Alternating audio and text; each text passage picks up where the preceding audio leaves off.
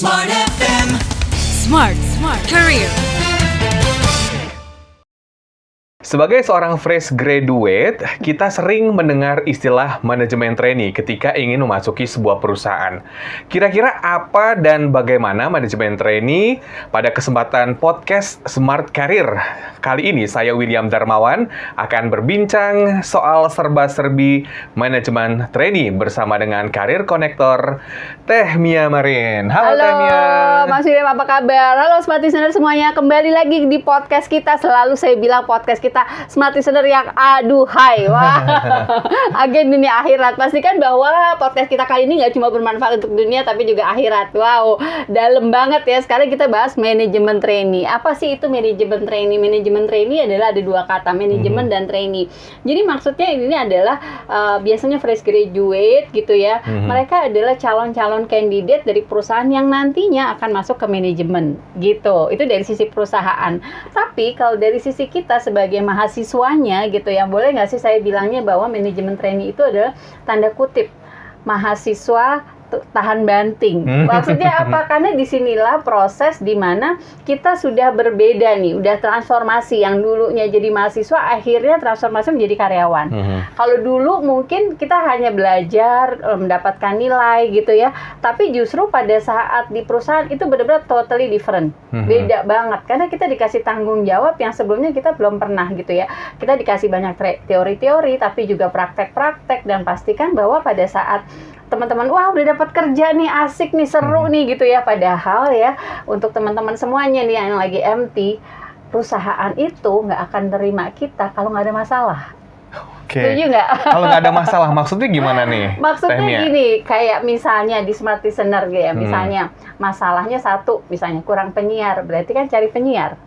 Kalau banyak penyiar yang nggak butuh karyawan gitu. Sampai begitu juga di perusahaan, misalnya lagi overload gitu ya, terus butuh yang bantuin nge-fax lah, butuh yang misalnya posting lah, ada masalah di situ. Akhirnya yaudah deh, cari deh MT gitu ya, MT manajemen trainee yang bisa membantu. Jadi pastikan bahwa teman-teman pada saat masuk ke perusahaan mentalnya udah disiapkan dulu. Itu beda banget dengan kita menjadi mahasiswa gitu. Jadi pada saat kita diterima itu bukan berarti wah asik nih dapat gaji di perusahaan bagus, enggak. Pada saat masuk udah dikasih segambreng tuh masalah. Tolong dong bantuin ini, tolong bantuin divisi ini, tolong dong nih filingnya berantakan misalnya, tolong ini bla bla bla bla gitu. Jadi memang akhirnya saya bilang manajemen trainee pertama kali adalah mahasiswa yang tahan banting. Karena disitulah dilatih untuk bagaimana kita memasuki dunia profesional ya. Di sana kita dilimpahkan jumlah masalah dan bagaimana kita memecahkan masalah tersebut. Artinya ketika mungkin fresh graduate itu masuk ke manajemen trainee, belum tentu dia lolos kalau dia tidak maksimal dalam menjalankan training tersebut. Iya, itu kan manajemen trainee adalah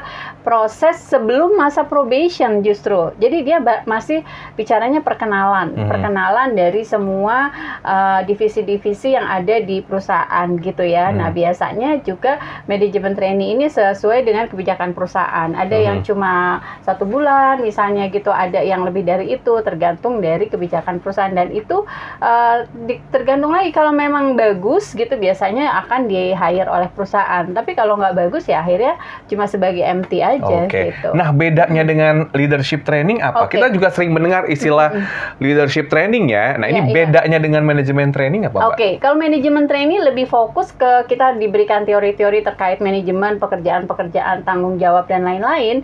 Tapi kalau udah bicara leadership training itu sudah mahasiswa tanggung jawab. Maksa ya MT-nya MT. Kalau manajemen trainee lebih ke mahasiswa tahan banting, tapi kalau tanggung jawab adalah bagaimana leadership training ini mereka yang manajemen training punya jiwa leadership. Kalau udah bicara jiwa leadership itu nggak cuma bicara mengenai administrasi, mengenai pekerjaan, tapi dia juga punya sisi humanisnya, sisi people orientednya, bagaimana dia bisa memimpin, bagaimana bisa menjadi problem solver, bagaimana jiwa kepemimpinannya muncul gitu ya. Terus biasanya leadership training juga dia harus bisa menyeimbangkan antara soft skill dan hard skill gitu. Kalau bicara leadership training, ujung-ujungnya juga ada unsur psikologinya di situ, bagaimana dia berempati sama orang lain gitu, bagaimana dia memotivasi orang lain. Kalau manajemen training nggak penting berhubungan dengan orang lain seperti itu. Nah, kalau struktur dan juga durasi ya, Iya, ketika seseorang itu melakukan atau mengikuti manajemen training, itu Iya. ada waktu tertentu nggak sih Iya, biasanya? biasanya manajemen training itu startnya dari 1 bulan gitu ya, tergantung kebijakan perusahaan lagi gitu. Tapi biasanya yang paling lama tuh bisa sampai 3 tahun gitu. Jadi antara 1 bulan, ada 6 bulan, ada 1 tahun, ada juga yang setelah itu diperpanjang lagi, diperpanjang lagi. Dan ini adalah salah satu tips perusahaan supaya menghindari misalnya karyawan kontrak, karyawan outsourcing, akhirnya mencoba mengajukannya sebagai manajemen trainee gitu. Jadi sebenarnya secara kebijakan perusahaan disesuaikan lagi dengan kebijakan masing-masing, tapi secara peraturan dari Depnakernya memang nggak terlalu detail sih tentang manajemen trainee gitu. Jadi antara bisa 1 bulan, karena saya punya kandidat juga sampai 3 tahun loh manajemen trainee gitu. Yang diajarkan apa aja sih Mbak Oke. kalau ketika kita masuk ya ke dalam sebuah perusahaan sebagai manajemen trainee itu? Kita Iya. dapat apa saja di situ? Yang diajarkan apa aja tergantung dari sisi perusahaannya gitu. Karena bisa jadi manajemen trainee itu langsung misalnya ditempatkan di satu divisi tertentu. Misalnya di divisi keuangan, pastikan bahwa semua informasi teori dan prakteknya itu diinformasikan gitu. Atau bisa jadi manajemen trainee itu di bagian umum. Semuanya dikenalkan, setelah itu nanti dilihat kompetensi si manajemen trainee ini seperti apa gitu. Jadi memang bicara manajemen trainee adalah mungkin aplikasi dari mahasiswa di kampus ditempatkan di perusahaan gitu. Tapi seringnya nih Mas William, pada saat teorinya bagus, IP-nya bagus, terus kalau kerja kok nggak bisa ngapa-ngapain ya gitu. Nah itu adalah fungsinya dari manajemen trainee, akhirnya mereka bisa langsung mempraktekkan apa yang sudah didapat di kampusnya gitu. Dan menemukan kira-kira skillnya, kelebihannya itu di mana? Betul. Nah, Iya. kalau begitu ada nggak sih skill-skill yang perlu dipersiapkan gitu ya kepada fresh graduate sehingga bisa mengikuti manajemen trainee? Karena banyak juga nih fresh graduate itu bingung. Saya mau apply ke sini tapi ini nggak bisa, kemampuan ini nggak bisa. Kemudian juga apply ke sini juga ragu. Nah, kira-kira bagaimana nih? Oke, skillnya ya, kalau bicara skill itu sebenarnya ada 2. Ada soft skill dan hard skill. Kalau hard skill itu adalah dalam tanda kutip skill yang bisa digantikan oleh robot. Ya, misalnya kita pinter di IT gitu ya. Nah, itu pastikan kita nggak cuma pinter di IT-nya aja, karena kan kalau IT bisa digantikan oleh robot, ChatGPT dan lain-lain dan AI. Pastikan kita lebih banyak soft skill-nya. Wah, soft skill-nya apa? Ingat kata soft skill itu adalah KTP. Wah.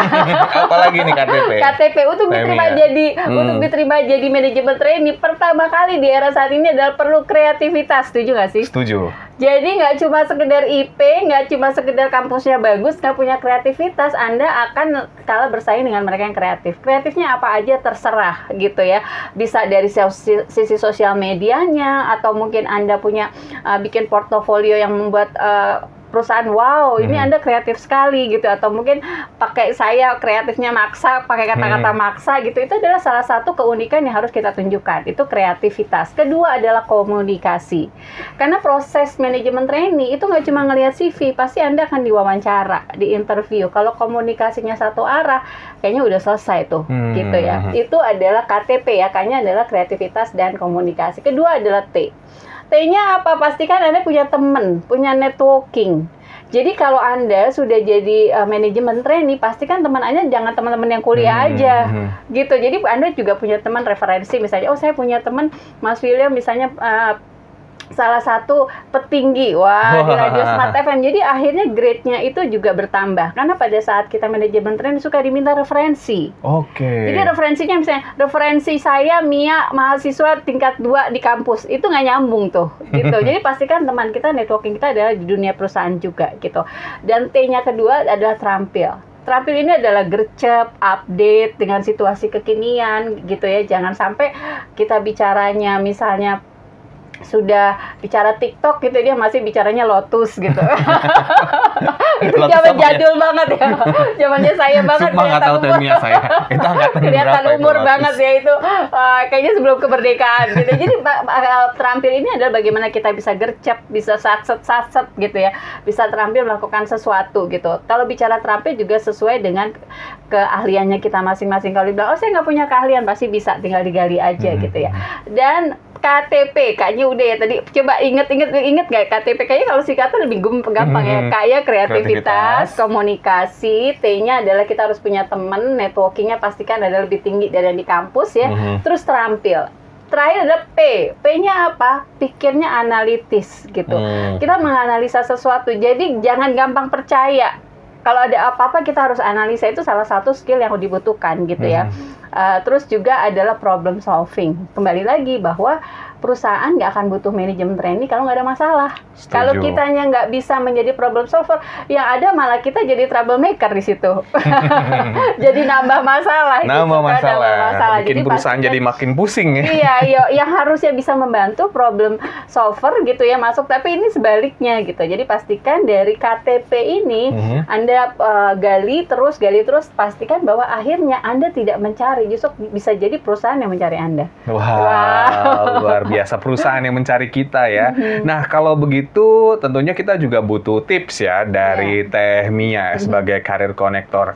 Supaya yang fresh graduate mungkin mengajukan diri menjadi manajemen trainee bisa melewati ini dengan baik. Persiapannya apa saja? Oke, persiapannya adalah pastikan bahwa kalau bicara manajemen trainee kita siapkannya bukan CV, tapi portofolio. Portofolio apa sama CV bedanya apa?